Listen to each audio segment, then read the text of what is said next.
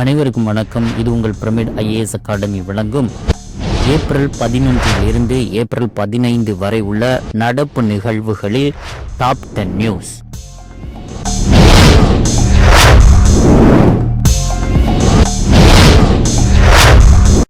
கலைஞர் கைவினை திட்டம். தமிழ்நாடு அரசால் கைவினை கலைஞர்களை தொழில் முனைவோர்களாக மாற்றுவதற்காக நிதி உதவி வழங்கும் ஒரு வகையான திட்டமாகும். இந்த திட்டம் மத்திய அரசால் 2023 கொண்டு வரப்பட்ட விஸ்வகர்மா திட்டத்திற்கு மாற்று திட்டமாகும். அந்த விஸ்வகர்மா திட்டமானது 18 வகை கைவினை தொழில்களுக்கு கடன் வழங்கும் திட்டம். மேலும் அதன் வயது வரம்பு குறைந்தபட்சம் 18 என்று தீர்மானிக்கப்பட்டிருந்தது.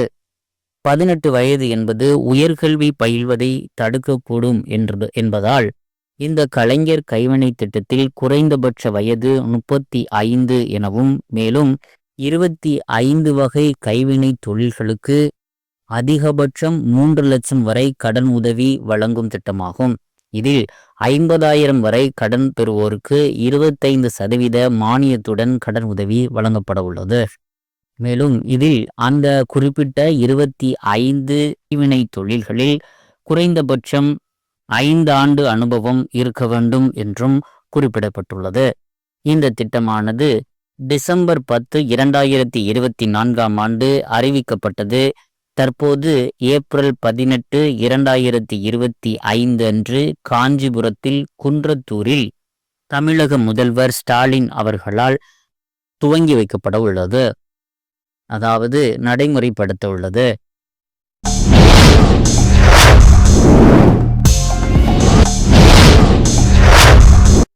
ஆறு லட்சம் மாணவர்களை தொழில் முனைவோராக்க நிமிர்ந்து நில் என்ற திட்டத்தை தமிழ்நாடு அரசு கொண்டு வர உள்ளது. இதில் 2000 கல்வி நிறுவனங்களில் இருந்து 6 லட்சம் மாணவர்களை தேர்ந்தெடுத்து அவர்களுக்கு புத்தாக்கம் மற்றும் தொழில் முனைவு பயிற்சி வழங்க திட்டமிடப்பட்டுள்ளது. இதற்கு என 2024-25 பட்ஜெட்டில் 19 கோடியை தமிழக அரசு ஒதுக்கியுள்ளது.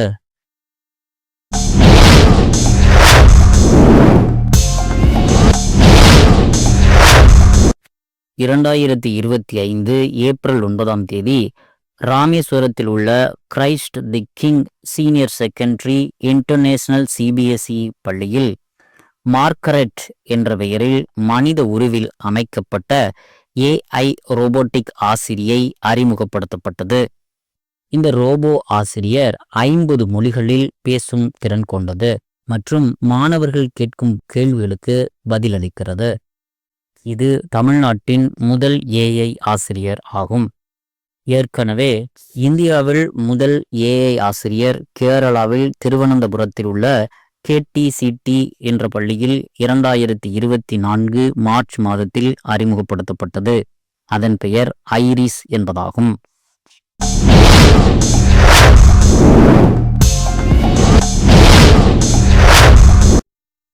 இந்திய அளவில் சிறந்த இலக்கியவாதிகளுக்கு விருது வழங்கி வரும் கொல்கத்தாவைச் சார்ந்த பாரதிய பாஷா பரிஷத் அமைப்பானது 2025 பாரதிய பாஷா விருதை தமிழ் எழுத்தாளர் திரு S. ராமகிருஷ்ணன் அவர்களுக்கு வழங்கியுள்ளது. இவர் 2018 தனது சஞ்சாரம் என்ற பயண கட்டுரைக்காக சாகித்ய அகாடமி விருது பெற்றிருந்தார் என்பது குறிப்பிடத்தக்கது. இந்த பாரதிய பாஷா பரிஷத் அமைப்பின் தலைமையிடமானது கொல்கத்தாவில் உள்ளது.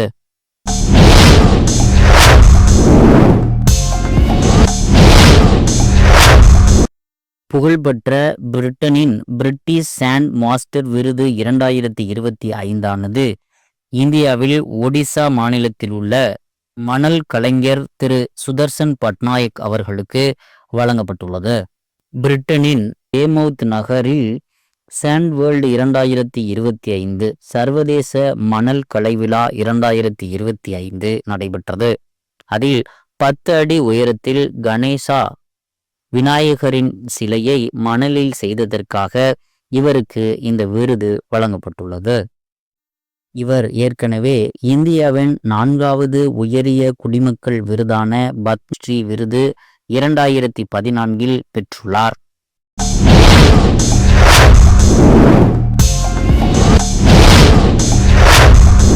மகப்பேறு கால இறப்பு மெட்டர்னல் மோர்டாலிட்டி ரேஷியோ என்ற அளவீட்டில் இந்தியா உலகளவில் 2ஆம் இடத்தில் உள்ளது.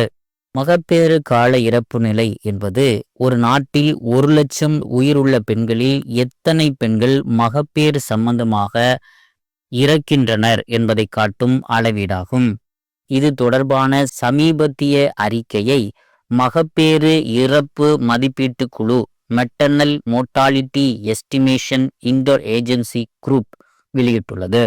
இந்த குழுவில் உலக சுகாதார அமைப்பு, world health organisation, UNICEF, United Nations children's fund, ஐக்கிய நாடுகளின் குழந்தைகள் நிதியம், UNFPA, United Nations population fund, ஐக்கிய நாடுகள் மக்கள் தொகை நிதியம், UNDESA, United Nations department of economic and social affairs, ஐக்கிய நாடுகள் பொருளாதார மற்றும் சமூக விவகார பிரிவு ஆகியவைகள் இணைந்த ஒரு குழுவாகும்.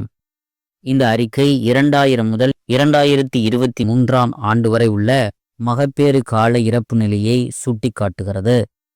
இதில் நைஜீரியா முதலிடத்திலும் இந்தியா 2ஆம் இடத்திலும் உள்ளது.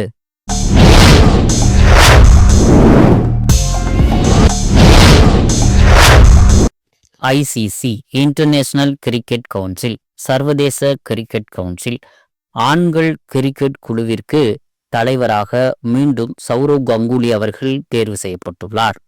இவர் 2021ஆம் ஆண்டு முதலில் தேர்ந்தெடுக்கப்பட்டார். 3 ஆண்டு காலம் தற்போது முடிந்தவுடன் மீண்டும் இவரே இப்பதவிக்கு தேர்ந்தெடுக்கப்பட்டுள்ளார்.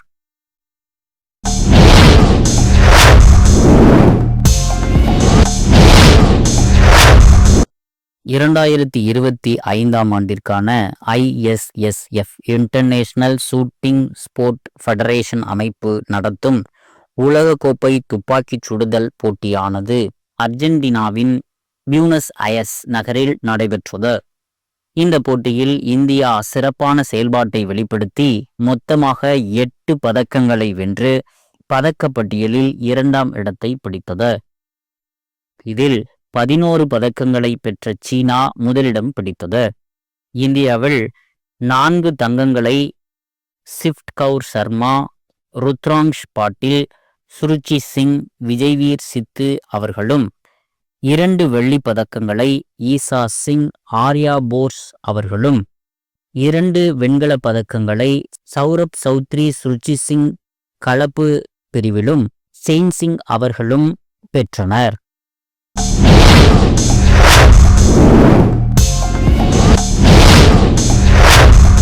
2028ஆம் ஆண்டிற்கான ஒலிம்பிக் போட்டிகள் அமெரிக்காவில் லாஸ் ஏஞ்சல்ஸ் நகரில் நடைபெறவுள்ளது. இதில் புதிதாக 5 விளையாட்டுகள் சேர்க்கப்பட உள்ளன. அதிலும் குறிப்பாக 128 ஆண்டுகளுக்கு பிறகு கிரிக்கெட் T20 வடிவமைப்பில் 6 அணிகள் பங்கேற்கும் விதமாக நடைபெறவுள்ளது. மேலும் பேஸ்பால், பிளாக் கால்பந்து, லாக்ரோஸ், ஸ்குவாஷ் போன்ற விளையாட்டுகளும் இதில் புதிதாக இடம்பெற உள்ளன.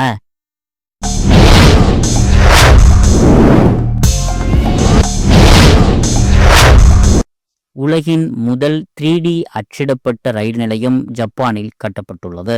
இந்த புதிய நிலையம் வாகாயமா மாகாணத்தின் அரிட்டா நகரில் உள்ள ஹட்சுஷிமா ரயில் நிலையத்தில் அமைக்கப்பட்டுள்ளது.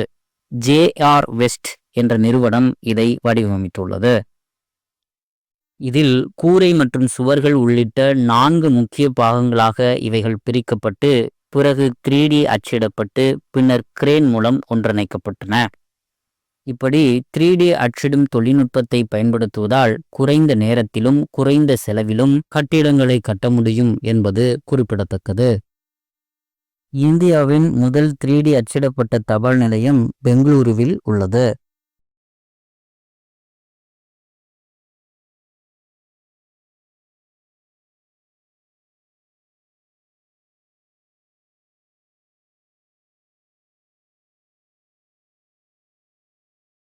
மீண்டும் அடுத்த டாப் 10 நியூஸில் சந்திப்போம். நன்றி, வணக்கம்.